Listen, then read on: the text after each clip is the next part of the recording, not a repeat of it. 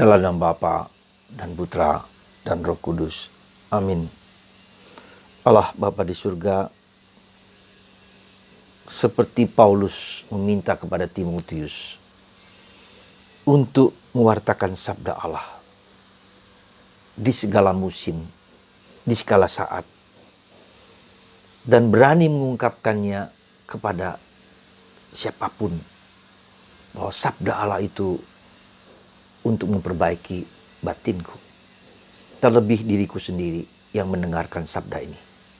Semoga hatiku terbuka terhadap karya rahmat Allah yang penuh kasih, yang harus kuwartakan di mana aku berada, di rumah, di kantor, di sekolah. Terima kasih Bapa, demi Kristus Tuhan dan pengantara kami. Amin. Para saudaraku yang terkasih dalam Kristus, hari ini Yesus memberikan suatu gambaran lukisan yang sangat-sangat indah. Apa arti pemberian diri? Apa arti penyerahan diri? Apa arti masuk dalam kehidupan Kristus? Contoh sangat sederhana, bagaimana orang memberi. Orang kaya memberi dari yang kaya besar sekali di kota. Yesus melihat ada kota di sinagoga, dia memberi dengan besar. Tapi ada seorang janda miskin yang hanya memberi 2 peser, yaitu 1 duit. 2 peser 1 duit. Mungkin dalam bahasa kita 1.000 rupiah lah. Dan herannya Yesus, justru memuji yang memberi janda miskin itu. Yesus mengubah cara pikir, perspektif hidup kita.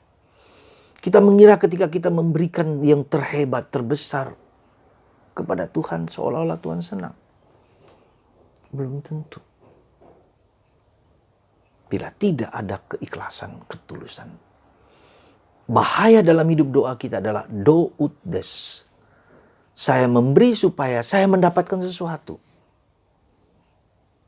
Mungkin saya kira. Seringkali kita begitu. Kita banyak berdoa, kita banyak doa novena, kita banyak lakukan doa rosario, doa apa saja, doa mungkin juga memberikan banyak hal kepada orang supaya aku mendapatkan balik, pamrih katakanlah seperti itu. Dan kalau kita tidak mendapatkan, kita marah, kita kecewa. Betulkah demikian? Ya mungkin ini perspektif kita ya, supaya kita mengecek diri kita sendiri. Apakah saya memberi dengan tulus?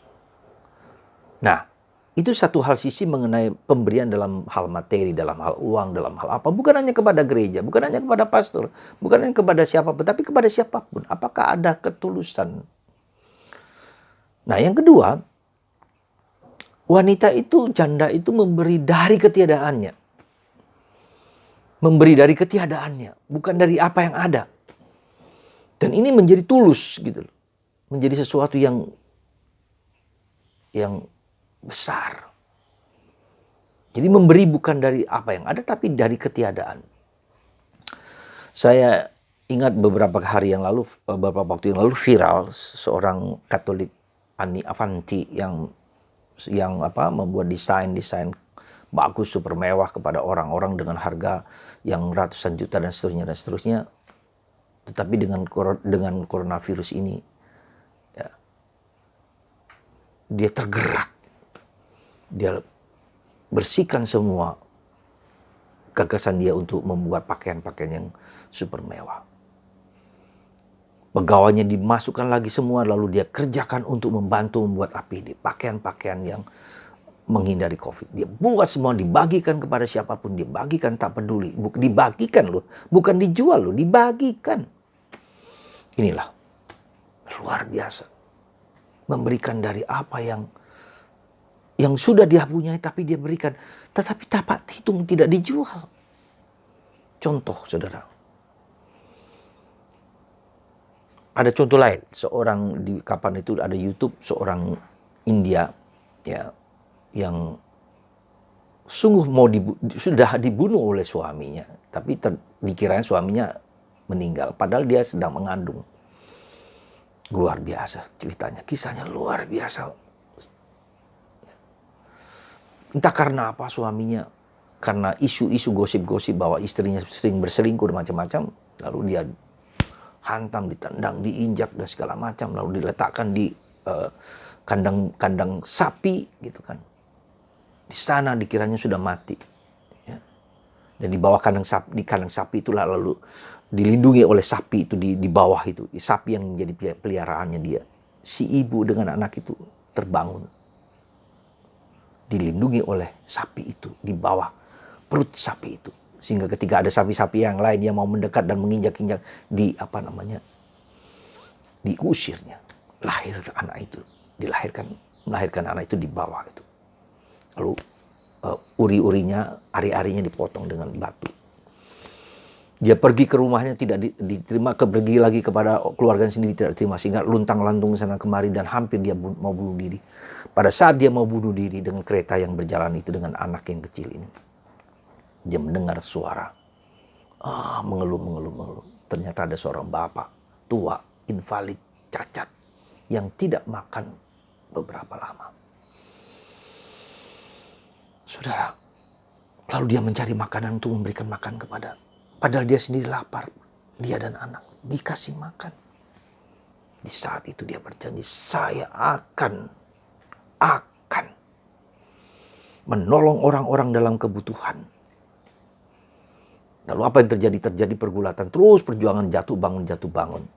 Lalu dengan keadaan yang belum mapan, dia sudah menolong orang-orang, anak-anak kecil yang tidak dibuang, ditelantarkan. Dia mendirikan panti asuhan.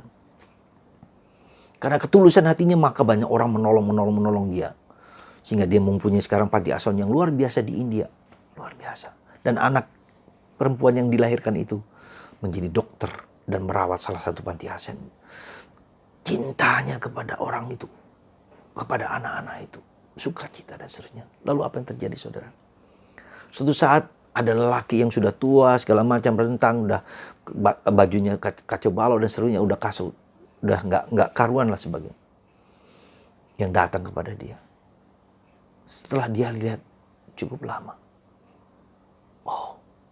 ternyata mantan suaminya. Dirawat, tapi dia bilang, kau sekarang anakku, bukan lagi suamiku. Kau tinggal di sini karena belas kasihanku.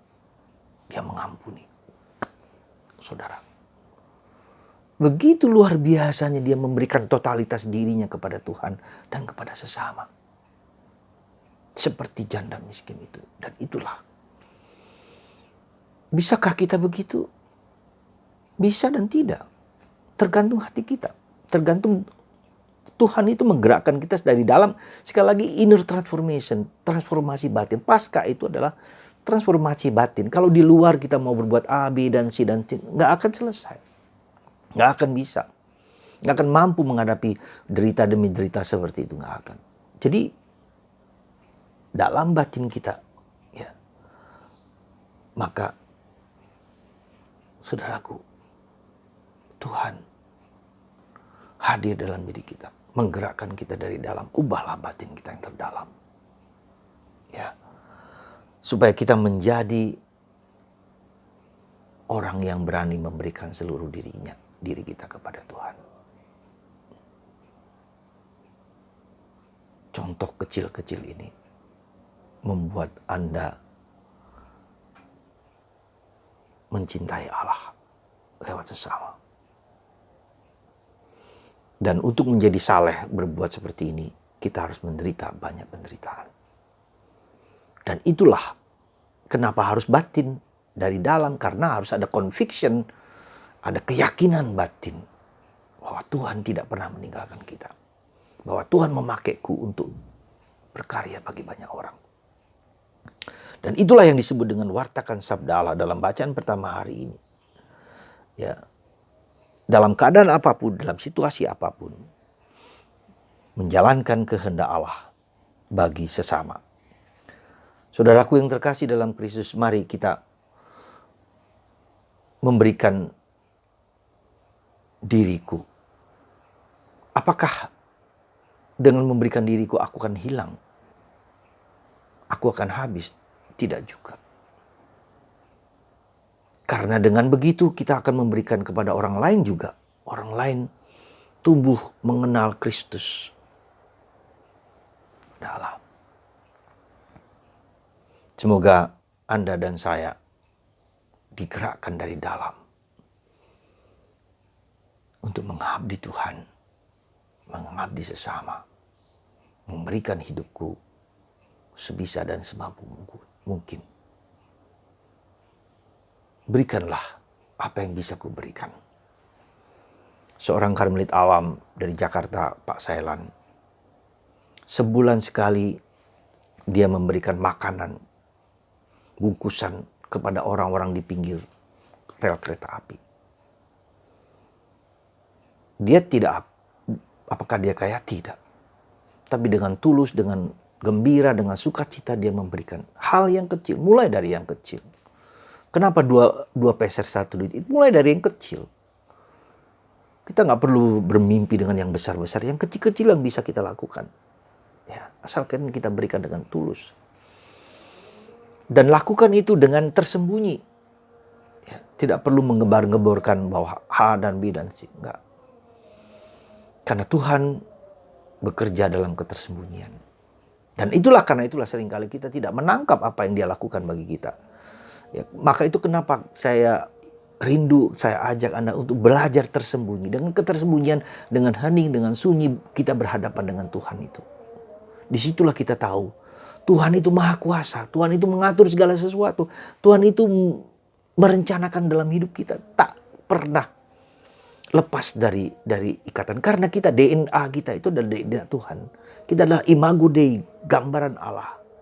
Seluruh tubuh kita, pikiran kita itu adalah bagian dari Allah. Gambaran dari Allah, roh Allah. Jadi tak mungkin kita lepas dari dia. Nah, maka itu kita belajar hening. Supaya Tuhan yang bekerja dalam diri kita, kita cermati, kita rasakan, kita lihat, kita alami. Ada satu contoh yang diberikan, bukan contoh saya, tapi saya mengambil contoh yang menurut saya sungguh luar biasa. Ada seorang juga yang yang menjemput istrinya dari bandara.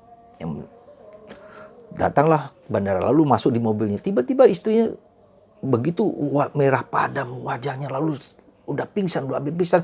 Langsung dia bawa ke rumah sakit. Pada saat itu juga lalu ditolong oleh dokter dan segala macam. Apa yang terjadi kemudian? Dokter itu mengatakan seandainya dia berada di pesawat terbang itu, maka dia akan mati. Terjadi hemorrhage dari pendarahan dalam tubuhnya. Pendarahan. Saudara, apa yang kemudian ditolong oleh dokter dan akhirnya sembuh dan selamat? Apa yang dipikirkan oleh Bapak itu? Tuhan itu kalau menyayangi kita, merencanakan sangat detail, menyelamatkan kita. Betapa Tuhan memberikan waktu yang cukup supaya dia melindunginya, supaya dia dapat diselamatkan karena cintanya. Seringkali terjadi demikian. Kita dibebaskan, diselamatkan dari suatu kecelakaan karena tiba-tiba 1 menit kemudian kita sudah lewat Tuhan. Jadi Tuhan itu bekerja lewat pikiran, lewat perasaan, lewat seluruh diri kita, perasaan kita. Seringkali dia bekerja tanpa kita ketahui. Nah, disitulah keheningan, kesunyian, kita tahu betapa mengagumkannya Tuhan. Jadi kalau kita seringkali mengatakan Tuhan tidak hadir dan tidak membimbing kita, hati-hati. Karena kita seringkali justru tidak melihat karya Tuhan di situ. Mata kita tertutup oleh keegoisan kita. Jangan kita mengira kita sudah memberikan segala sesuatu. Tuhan bahagia dan senang. Jangan mengira. Tanpa kerendahan hati bahwa kita adalah nothing. Dipakai Tuhan sebagai alat cintanya. Melindungi kita. Amin. Allah Bapa di surga, jadikanlah hatiku seperti hati janda miskin, memberikan yang terbaik, terakhir dari apa yang kumiliki. Supaya hanya Tuhan yang berkuasa, yang bekerja Bukan hartaku, bukan uangku, bukan keinginanku, bukan nafsuku. Tapi Tuhan yang bekerja. Aku bahagia dalam kelemahan keterbatasanku karena di situ Tuhan bekerja. Terima kasih Tuhan atas rahmat-Mu. Dan berkatilah hamba-hamba-Mu ini yang mendengarkan firman ini. Supaya terbakar hatinya, tergerak hatinya. Mewartakan Kristus, mewartakan sabda Allah. Dan mencintai sabda Allah dengan penuh kasih sayang. Berkat-Mu atas anak-anak-Mu ini Bapa, dalam Bapa dan Putra dan Roh Kudus. Amin. Oh ya, rema hari ini adalah rema kepadamu ya Tuhan, kuserahkan hidupku seutuhnya. Kepadamu ya Tuhan, kuserahkan hidupku seutuhnya. Kepadamu ya Tuhan, kuserahkan hidupku seutuhnya. Ini rema yang Anda ulang dengan penuh kesadaran. Semoga rema ini membakar hati Anda untuk membagikan kepada orang lain. Amin.